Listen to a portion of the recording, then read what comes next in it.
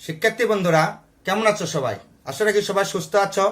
আজ আমি তোমাদের সঙ্গে আলোচনা করব অষ্টম শ্রেণী পাটিগণিত থেকে অনুশীলনী 2 অর্থাৎ মুনাফা সম্পর্কে আমাদের বেশ কয়েকটি ক্লাস হয়ে গেছে এবং 2 থেকে আমাদের একটি ক্লাস হয়ে গেছে। এখানে আমরা চক্রবৃদ্ধি মুনাফা সম্পর্কে আলোচনা করছি। যারা যারা পূর্বের ভিডিওটি দেখো নাই সেই ভিডিওগুলি দেখে আসো। এবং আমি পূর্বে তোমাদেরকে সূত্র নিয়ে আলোচনা করেছি।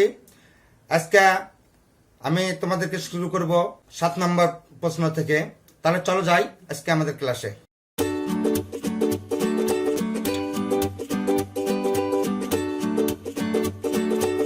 তাহলে 7 নম্বর সমস্যাটি তোমরা দেখো। বার্ষিক 10% মুনাফায় 8,000 টাকার 3 বছরের চক্রবৃদ্ধি মূলধন নির্ণয় করো। তাহলে এখানে আমাদের কি কি দেওয়া আছে দেখো। মুনাফার হার 10%, মূলধন দেওয়া আছে 8,000 টাকা, সময় দেওয়া আছে 3 বছর। তাহলে আমাদের চক্রবৃদ্ধি মূলধনটা নির্ণয় করতে হবে। আর তোমাদের জানাই আছে যে C সমান P ইন্টু 1 যোগ R whole to the power N। এই সূত্র প্রয়োগে আমরা অঙ্কটা করব। দেখো দেওয়া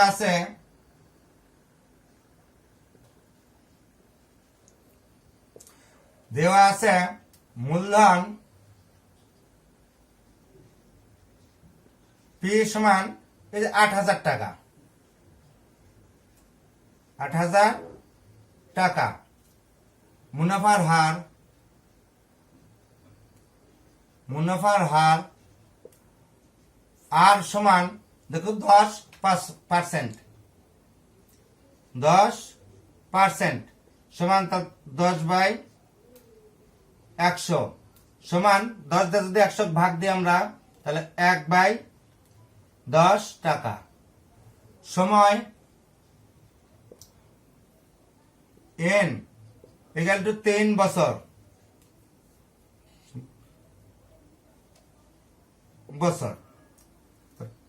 আমরা জানি চক্রবৃদ্ধি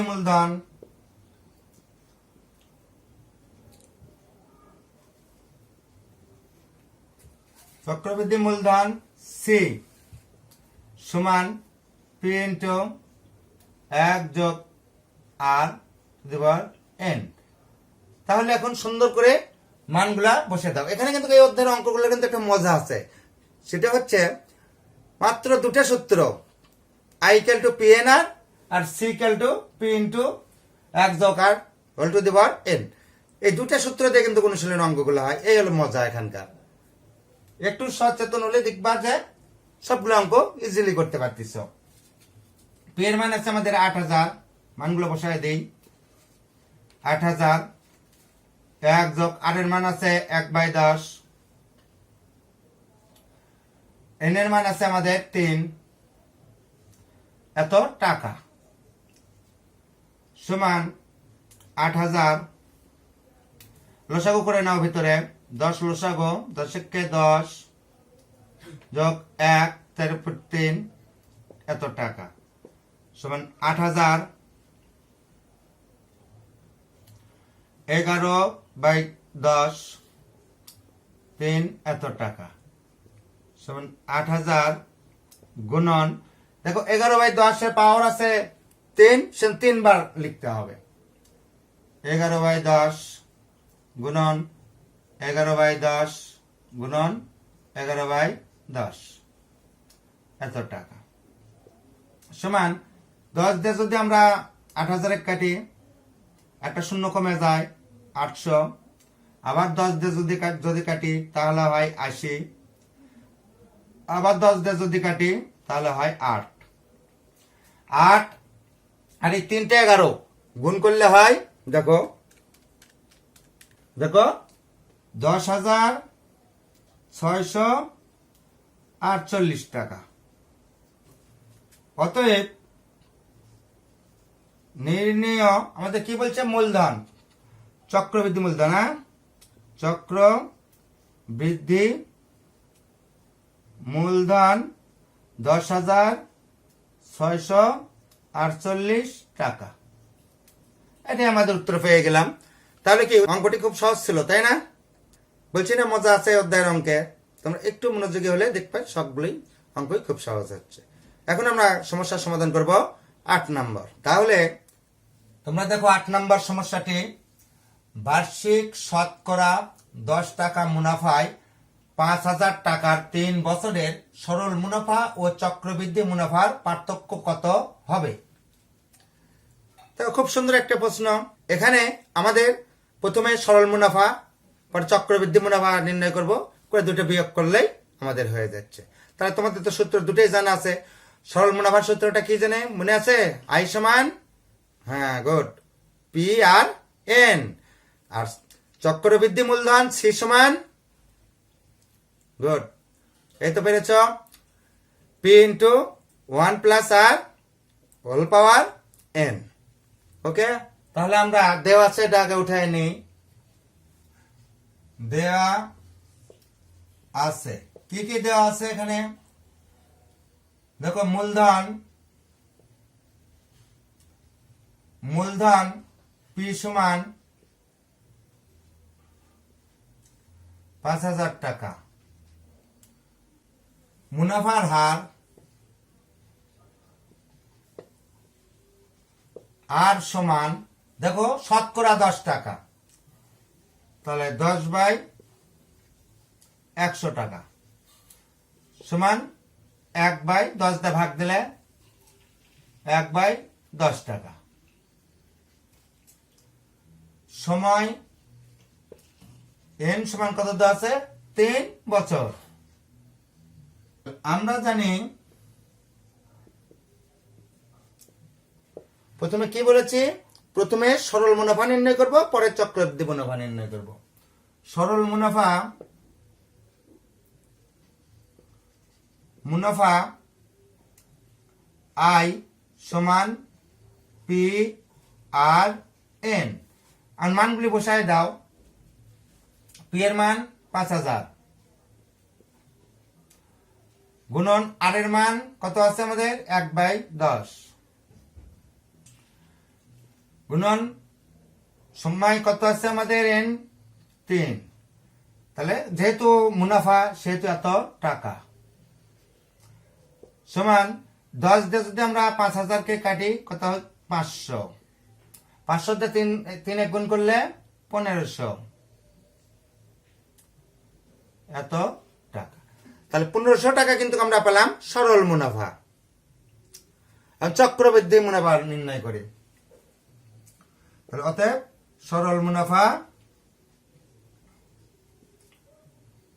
1500 টাকা। 1500 টাকা।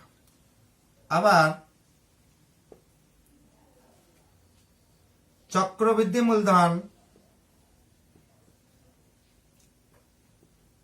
মূলধন সি সমান পি ইন্টু 1 যোগ আর এন। তাহলে কত হয়? পি এর মান 5,000 ইন্টু 1 যোগ 1/10 3, এত টাকা সমান 5,000 লসাগু করো, 10 যোগ 1 আগের মতোই সমান 5,000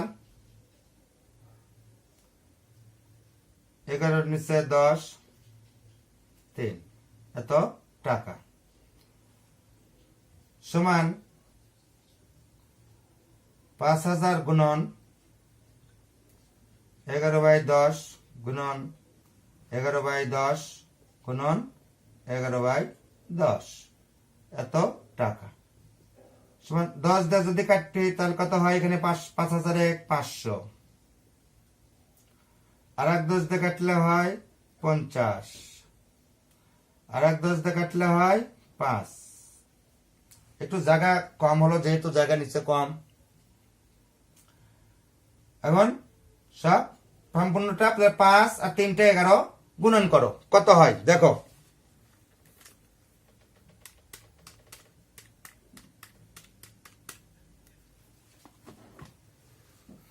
তাহলে 6 6 5 5 অর্থাৎ 6,655 টাকা। এই আমরা পেলাম চক্রবৃদ্ধি মূলধনটা আমরা পেলাম। এখন চক্রবৃদ্ধি মুনাফা নির্ণয় করব। তাহলে অতএব আমার জায়গা অভাবে আমি সাইডে করছি। অতএব চক্রবৃদ্ধি মুনাফা সমান আমাদের এই যে আমরা জানি কি যে সি এর ভিতরে বাদ যায় কি পি, তার সিটা পাইছি আমরা 6,655 বিয়োগ পেটা আছে আমাদের কত 5,000 5,000। তাহলে এখানে আমরা যদি বিয়োগ করি তাহলে আমরা পাচ্ছি 1,655। এর সামনে পিছনে ব্যাকের দিয়ে টাকা লিখো, এত টাকা। দেখো আমরা তাহলে পেয়ে গেলাম এটা। এখন উভয় মুনাফার পার্থক্য, অর্থাৎ চক্রবৃদ্ধি মুনাফা এবং সরল মুনাফার পার্থক্য।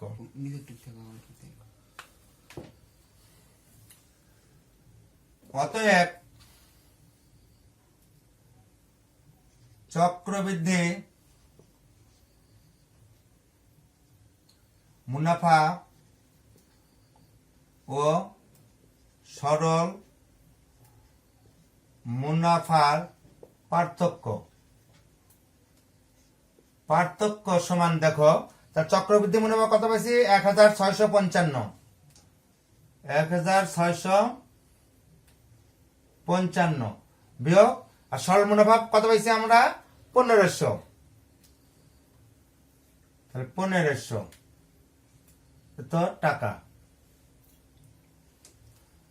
সমান যদি আমরা বিয়োগ করি তাহলে 155 টাকা।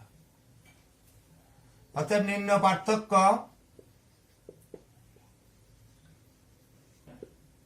155 টাকা। আশা করি সবাই বুঝতে পেরেছ। আসলে একই নিয়মের অঙ্ক সব, এখানে একটু বড় হলো যে পার্থক্য, আর আমার বোর্ডটা জায়গাটা কম হওয়ার জন্য আমি উপরে মিশাল করতে হলো।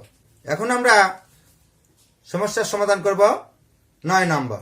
তাহলে এখন আমরা 9 নম্বর সমস্যাটি সমাধান করি। দেখো একই হার মুনাফায় কোন মূলধনের 1 বছর অন্তে চক্রবৃদ্ধি মূলধন 6,500 টাকা এবং 2 বছর অন্তে চক্রবৃদ্ধি মূলধন 6,160 টাকা হলে মূলধন কত? তাহলে এখানে বুঝতেই পারতেছ যে মূলধন নির্ণয় করতে বলা হয়েছে।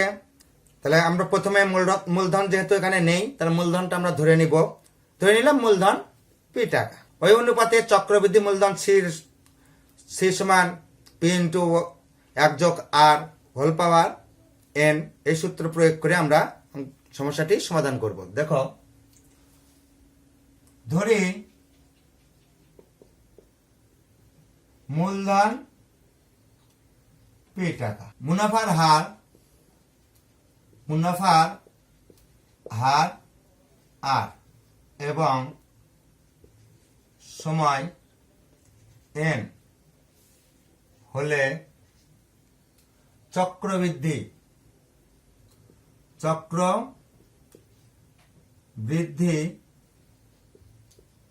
মূলধন সি সমান পি ইন্টু 1+r⁴n। এইটা আমাদের সূত্রটা জানা আছে। অতএব 1 বছরান্তে চক্রবৃদ্ধি মূলধন C1 সমান পি ইন্টু 1+r। এই যে n এর মানটা এখানে যেহেতু আমাদের 1 বছর অন্তে আছে সেজন্য এখানে আমাদের 1 দিলাম সমান। দেখো আমাদের তাহলে 1 যদি আমরা উঠে দিই পি ইন্টু 1+r, আর 1 দেওয়ার দরকার নেই। এবং 2 বছর অন্তে চক্রবৃদ্ধি মূলধন C2 সমান P ইন্টু 1 যোগ R2। তাহলে আমরা 1 বছরান্তে চক্রবৃদ্ধি মূলধন পেলাম আর 2 বছরান্তে চক্রবৃদ্ধি মূলধন পেলাম। এখন প্রশ্ন মতে বা শর্ত মতেও লিখতে পারো। প্রশ্ন মতে তাহলে P ইন্টু 1 যোগ R, P ইন্টু 1 যোগ R সমান 1 বছরান্তে কত দেওয়া আছে আমাদের? 6500। এটা একটা সমীকরণ 1 এবং P ইন্টু 1 যোগ R তারপর স্কোয়ার সমান, এবার 2 বছরান্তে কত আছে আমাদের? 6760। এটা আমাদের 2 নম্বর সমীকরণ। তোমরা বুঝতে পারলে যে সমীকরণটা করলে অঙ্কটা তাড়াতাড়ি হবে, আর সমীকরণ ছাড়া করলে অঙ্কটা অনেক বড় হয়ে যাবে। 2 ভাগ 1 অর্থাৎ সমীকরণ 2 কে 1 দ্বারা ভাগ, 2 ভাগ 1 হতে পাই। প্রথমে 2 নম্বর সমীকরণটা লেখো 1 যোগ R স্কোয়ার, বাম পক্ষ ডান পক্ষ। তাহলে বাম পক্ষ আছে আমাদের 1 যোগ R সমান 6760 6500। তাহলে বুঝতে পারলে যে 2 নং সমীকরণকে 1 নং সমীকরণ দ্বারা ভাগ করলাম। বা পিপি দেখো কেটে গেল, 1 যোগ R স্কোয়ার আছে আর 1 যোগ R, এখানে আছে 2টা, এখানে আছে 1টা। তাহলে 1 যোগ R সমান, এখানে 0 কেটে গেল, 6760। এই অবস্থায় রাখলাম। আমরা আরো ছোট করতে পারতাম, কিন্তু পরে গিয়ে আমাদের কাটতে অনেক সুবিধা হবে। দেখো এইটা পেলাম আমরা 3 নাম্বার।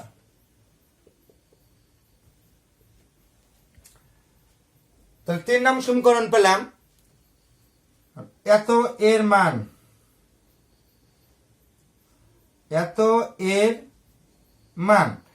1 নং সমীকরণে বসিয়ে পাই। 1 নং সমীকরণে বসিয়ে পাই। 1 নং সমীকরণে বসিয়ে আমরা কি পাই? দেখো 1 নং সমীকরণ আছে কোনটা আমাদের? এইটা 1 নং সমীকরণ। তাহলে 1 নং সমীকরণের 1 যোগ R এর মানটা আমরা বসায় দেব। বসিয়ে পাই, এখান থেকে দেখো P গুণন, তাহলে 1 যোগ R এর মান কত পাইছি আমরা? 650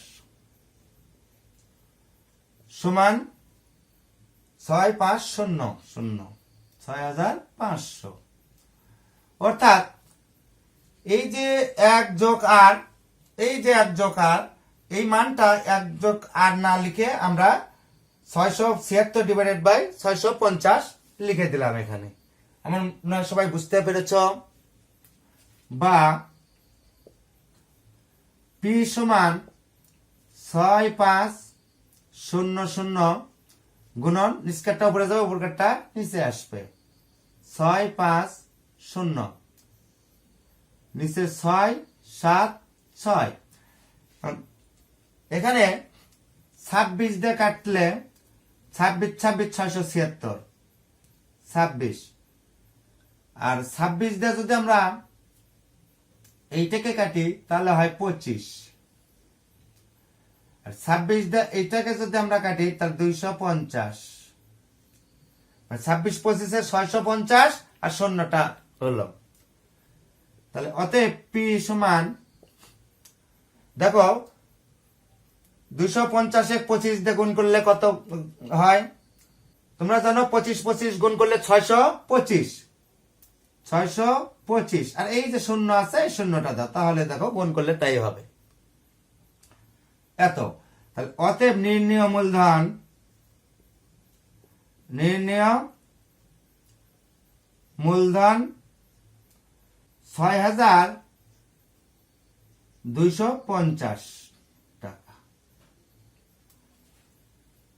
আমার মনে হয় সবাই বুঝতে পেরেছ।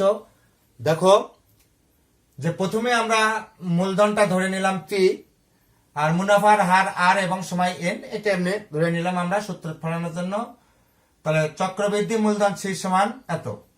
এখানে যদি আমরা জানি এটাও তোমরা ব্যবহার করতে পারবে, সমস্যা নাই। অতএব চক্রবৃদ্ধি মূলধনও ব্যবহার করতে পারবে। সূত্রটা লিখে নিলাম সুবিধার জন্য, না লিখলেও এই লাইন না লিখলেও কোনো সমস্যা নেই। তাহলে অতএব 1 বছর অন্তে চক্রবৃদ্ধি মূলধন C1 সমান P ইন্টু 1 যোগ R উপর 1। তাহলে 1 উঠে দেওয়া আমাদের সরাসরি লিখলাম। 2 বছর অন্তে C2 সমান P ইন্টু 1 যোগ R উপর স্কোয়ার। 2 বছর আছে জন্য এনের জায়গাতে আমরা 2 বসা দিলাম।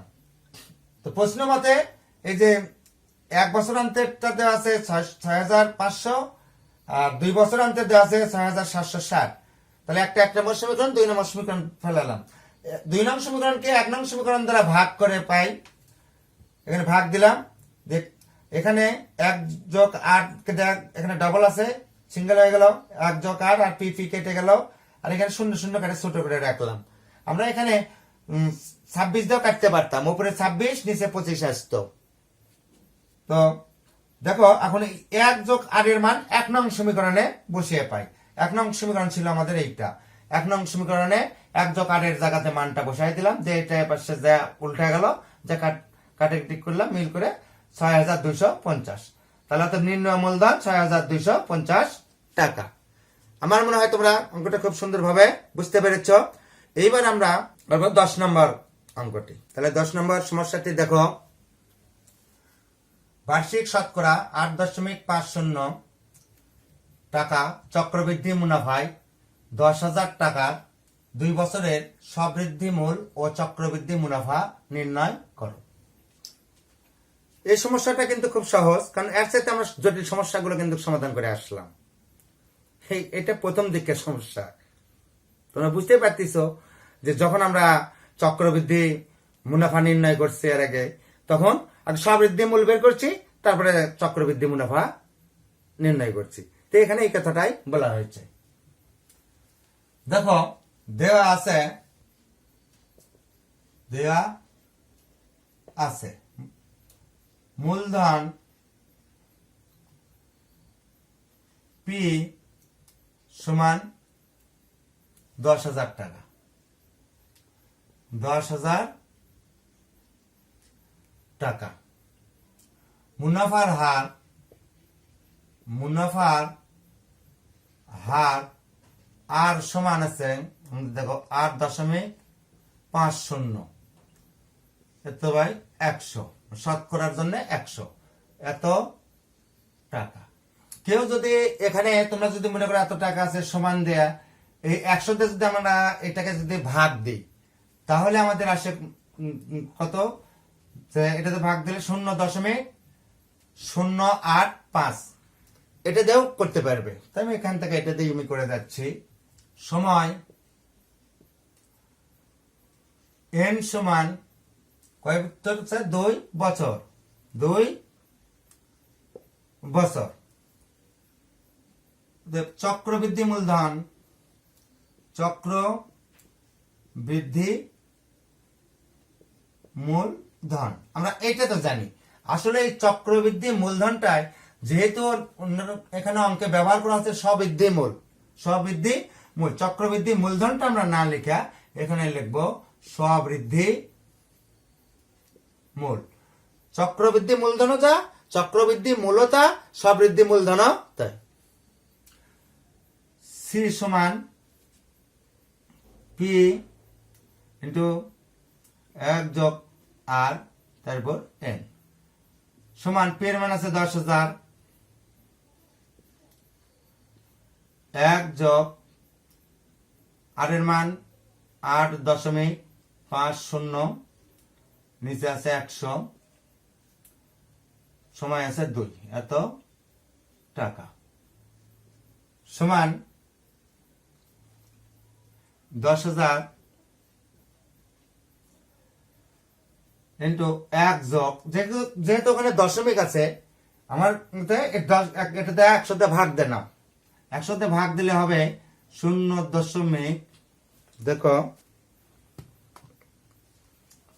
0.085 তার স্কয়ার, এত টাকা।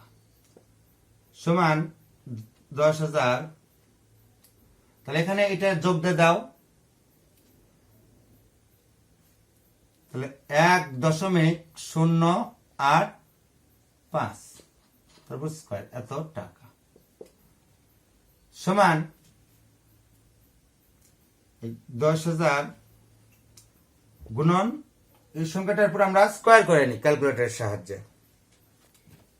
1.177225 এত টাকা। আর এই সংখ্যাটা যদি আমরা গুণ করি, যে শূন্যর ক্ষেত্রে কিন্তু গুণ করে একটা মজা আছে, এটাতে যখন গুণন করবে কটা শূন্য আছে, 1 2 3 4টা, তার 4 ঘর শুধু কিন্তু ডান দিকে এগিয়ে যাবে। তাছাড়াও আমরা ক্যালকুলেট দেখো, তাহলে 11,772.25 এত টাকা। তাহলে আমরা কিন্তু স্ববৃদ্ধি মূলটা পেয়ে গেলাম, স্ববৃদ্ধি মূলটা পেয়ে গেছি। এখন আমরা নির্ণয় করব চক্রবৃদ্ধি মুনাফা। অতএব চক্রবৃদ্ধি মুনাফা, যে চক্রবৃদ্ধি মুনাফা নির্ণয় করতে বলা হয়েছে, মুনাফা সমান আমরা জানি কি C মাইনাস পি। তোমরা এটা ইচ্ছা করলে নাও লিখতে পারো, ডাইরেক্ট লিখে যাও যে 11,772.25 বিয়োগ 10,000 এত টাকা। সমান, এখন এটার ভিতর থেকে এটা বাদ দাও, তাহলে কত হয়?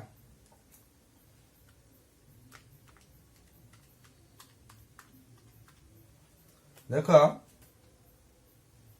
1772.25 এত টাকা। তাহলে আমরা কিন্তু স্ববৃদ্ধি মূল এবং চক্রবৃদ্ধি মুনাফা দুটোই কিন্তু পেয়ে গেলাম। তাহলে দেখো 11 নম্বর সমস্যাটি দেখো, কোন শহরের জনসংখ্যা 64 লক্ষ, শহরটির জনসংখ্যা বৃদ্ধির হার প্রতি 1000-এ 25 জন হলে 2 বছর পর ওই শহরের জনসংখ্যা কত হবে? তাহলে সমস্যাটি তোমরা দেখলে 2 বছর পর ওই শহরের জনসংখ্যা কত হবে এটা চাওয়া হয়েছে। আর তোমরা জানো যে এই ধরনের জনসংখ্যার অঙ্কর ক্ষেত্রে আমাদের চক্রবৃদ্ধি মুনাফার সূত্রটা প্রযোজ্য এখানে, সেই অনুপাতে আমরা অঙ্কটি করব। দেওয়া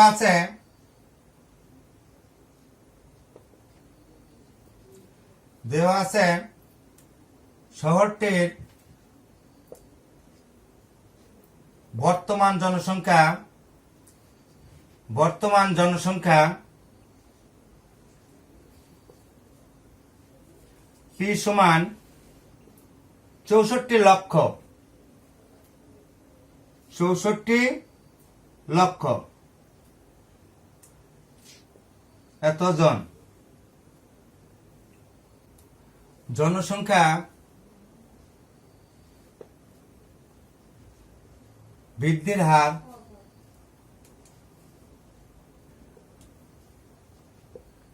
আর সমান 1000-এ কত আছে দেখো, প্রতি 1000-এ 25 জন, 25/1000। আমরা যদি এটা ভাগ দিই, 25 দিয়ে যদি আমরা 100-কে ভাগ করি, তাহলে দেখো 25 1 আর 4 25-এ 100, তাহলে 1/40 এত জন। অঙ্কটা একটু ছোট হয়ে আসে, এত জন। সময় n = 2 বছর।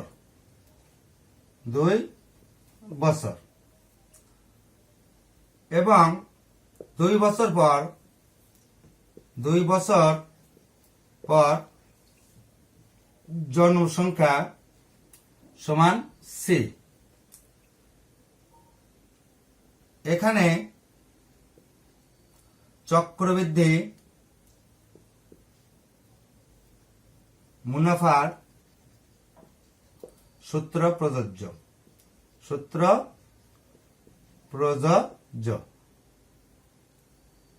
এখানে চক্রবৃদ্ধি মুনাফার সূত্র প্রযোজ্য।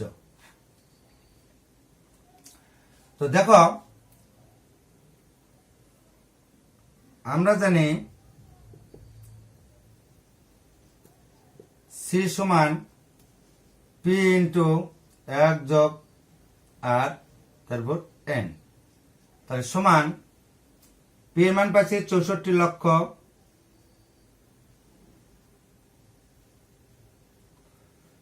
এক যোগ আর এর মান পাইছি আমরা 1/40, এন এর মান পাইছি 2, এত জন সমান 64 লক্ষ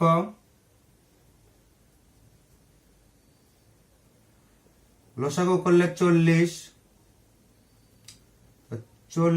যোগ 1 তারপর 2 সমান 64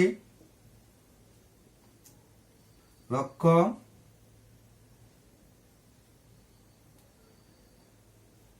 41/40 তারপর স্কয়ার এত জন সমান 64 লক্ষ গুণন 41/40 স্কয়ার আছে, 2 বার লিখলাম,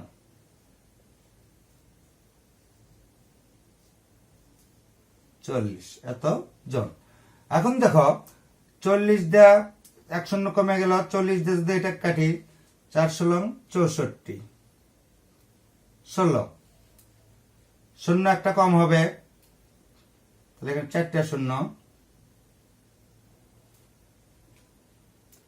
আবার এই 40 দিয়ে যদি ভাগ দেই একটা শূন্য কম থাকবে, 4 4 16, 4 1 2 3টা শূন্য দাও।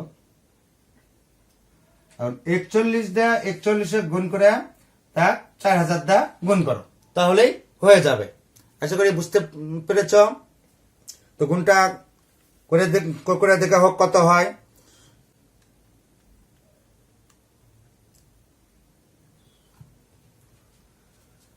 67 24 0 0 আর একটা শূন্য, 3 শূন্য আছে এখানে, 2 3টে শূন্য 3টে শূন্য, এত জন। সংখ্যাগুলো তো অনেক বড়, তোমরা একটু ক্যালকুলেটরটা একটু চেক দিও। তাহলে অতএব নির্ণীয় জনসংখ্যা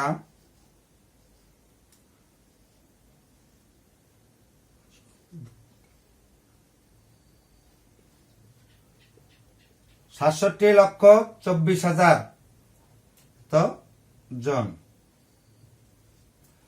তাহলে সমস্যাটি আমাদের সমাধান হয়ে গেল।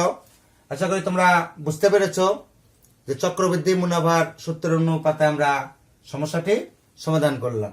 যে জনসংখ্যার ক্ষেত্রে সবসময় চক্রবৃদ্ধি মুনাফার সূত্রটা প্রযোজ্য হয়। তাহলে এখন আমরা পরবর্তী সমস্যা 12 নম্বরটি সমাধান করব। তাহলে 12 নম্বর সমস্যাটি দেখো, এক ব্যক্তি একটি ঋণ দান সংস্থা থেকে বার্ষিক 8% চক্রবৃদ্ধি মুনাফায় 5,000 টাকা ঋণ নিলেন। প্রতি বছর শেষে তিনি 2,000 টাকা করে পরিশোধ করেন। দ্বিতীয় কিস্তি পরিশোধের পর তার আর কত টাকা ঋণ থাকবে? তাহলে বুঝতে পারতেছ যে এটি চক্রবৃদ্ধি সূত্র অনুসারে হবে, কারণ চক্রবৃদ্ধি হারে যেহেতু সে ঋণ নিয়েছে, দেয়া আছে ঋণের পরিমাণ পি ইকুয়াল টু, ঋণটাই কিন্তু এখানে মূলধনের হিসেবে ব্যবহার হবে, 5,000 টাকা, 5,000 টাকা। মুনাফার হার আর সমান 8%, সমান 8/100 টাকা। দুটা দেওয়া আছে। এখানে চক্রবৃদ্ধি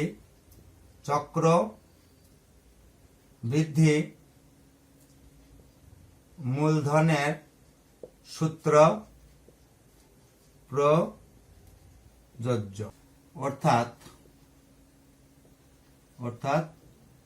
C equal to P into 1 যোগ আর উপরে এন। এত এক বছরান্তে ঋণের পরিমাণ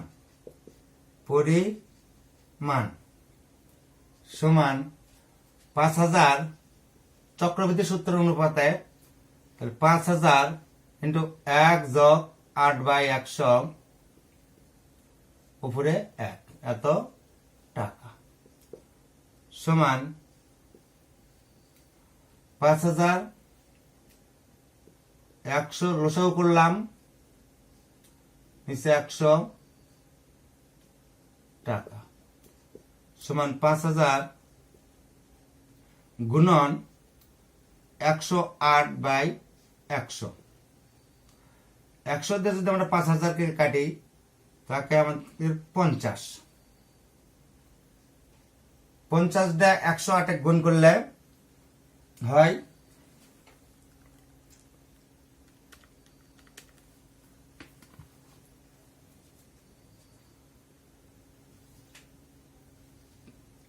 5400, এত টাকা, অর্থাৎ 5,400 টাকা। তাহলে 5,400 টাকা হলো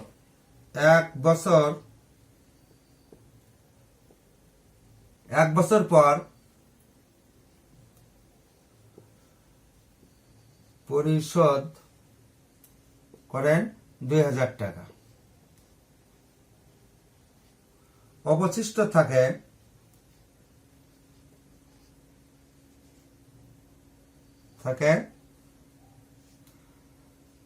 5,400 বিয়োগ 2,000, এত টাকা, সমান 3,400 টাকা। আবার তাহলে এক বছর 2,000 টাকা পরিশোধ করার পর থাকলো 3,400 টাকা ঋণ। আবার 2 বছর আনতে, 2 বছর রানতে চক্রবৃদ্ধি ঋণের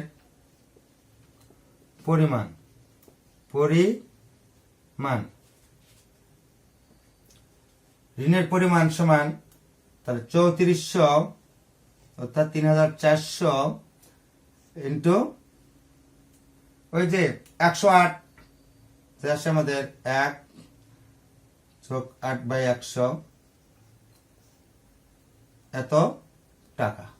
যেহেতু এক বছর হিসাব, এটি এক আমাদের আর দেওয়ার দরকার নাই, যেহেতু 2 বছর আনতে সমান 3400 জায়গা পাবে, তোমাদেরকে একবারে দেখে দিয়ে গেলাম, গুণন 108 নিচে 100 লসাগু করে এত টাকা।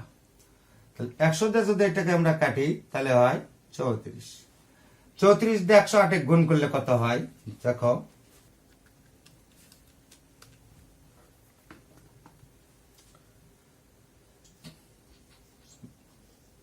3,672 টাকা। দ্বিতীয় কিস্তি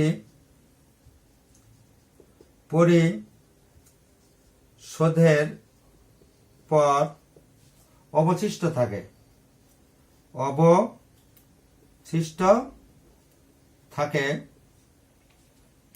3,672 বিয়োগ পরিশোধ করলো 2,000, 2000 টাকা সমান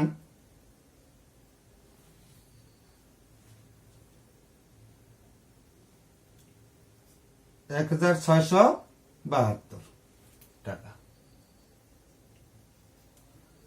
অতএব দেখো বলছে দ্বিতীয় কিস্তি পরিশোধের পর তার আর কত টাকা ঋণ থাকবে। অতএব দ্বিতীয় কিস্তি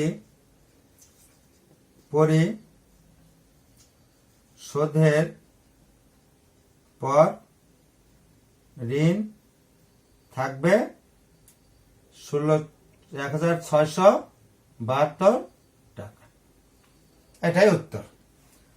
জায়গাভাবে একটু ছোট হলো তো আশা করি বুঝতে পেরেছ। দ্বিতীয় কিস্তি পরিশোধের পর ঋণ থাকবে 1672 টাকা। একটু নিচে হলো, কষ্ট করে তোমরা দেখে নিও। আমি জায়গাটা কিরকম হওয়ার জন্য আমি দুঃখিত।